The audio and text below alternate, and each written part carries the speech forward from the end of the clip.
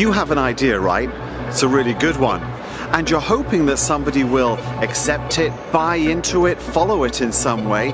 It might actually be the best idea in the world. But unless you can pitch it in just the right way, your idea might be lost. So with communication excellence in mind, here are 5 top tips to pitch your idea.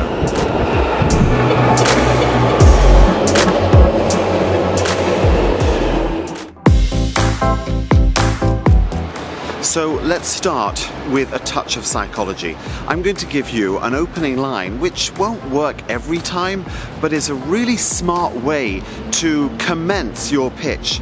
And it's simply this, a touch of reverse psychology that starts with the words, "This might not be for you," and then you follow up with something like, "But here's the problem it solves."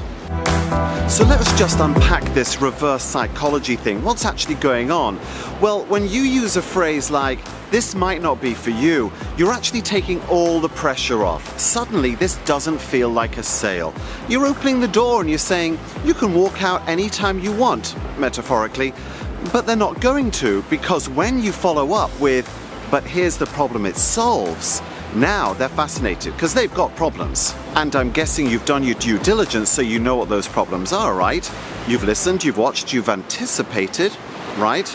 So now here you are saying, I can solve the problems you have. It would take a mad person to not listen to you now. So you start by saying, "This might not be for you."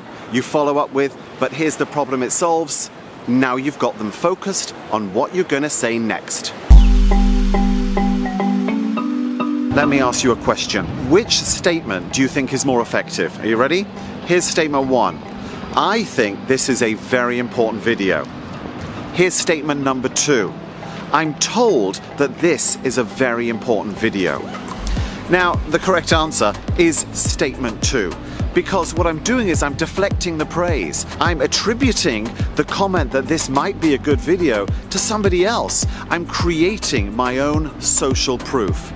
It's always far stronger to say somebody else thinks this is good as opposed to you saying it about yourself. Now, when I say use a demo, what I mean is make your idea real. Have something to hold, something to show. Maybe it's a piece of software, maybe it's literally something physical. When Larry and Sergey went into the private equity fund group to pitch Google, every other startup was just talking about their software and what it could do.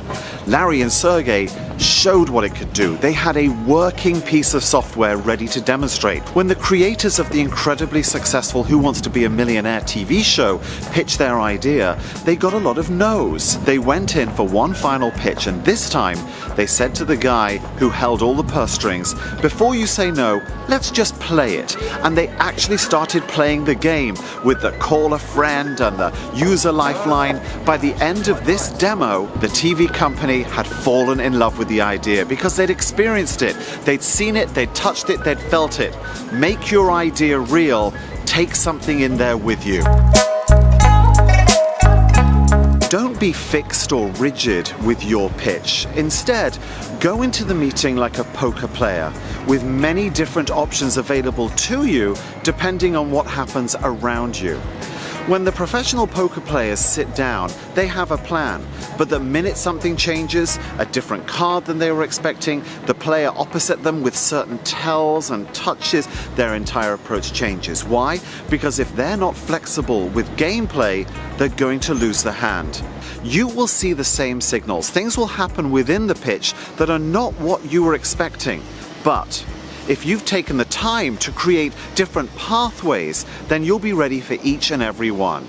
So the golden rule when it comes to pitching is don't be rigid, be flexible with pathways.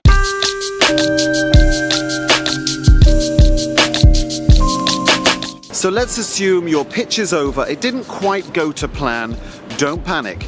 Now it's time to deploy the foolproof follow-up. You've already opened the door, so now it's up to you to make sure it stays open. Seize on something that seemed to interest them in the meeting. Send them a link to maybe a fascinating vlog or a key piece of research. Maybe even connect them with colleagues of yours to offer them a different opportunity. Because the door may have closed on your idea, but it hasn't closed on you.